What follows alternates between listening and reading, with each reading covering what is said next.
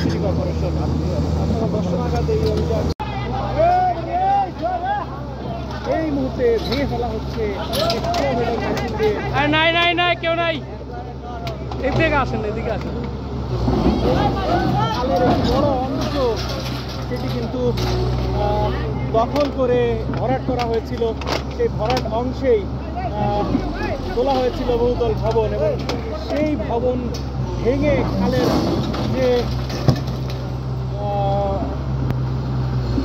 জায়গা রয়েছে সেগুলো কিন্তু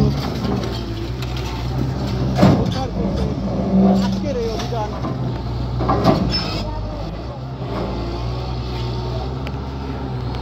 সরাসরি দেখছেন বাংলাদেশ 24। আমরা যুক্ত আছি এই হাক্কার খাল, সেই খালটির বড় অংশ দখল হয়ে গিয়েছিল। সেই দখলকৃত জায়গাটি কিন্তু আজ কর্পোরেশন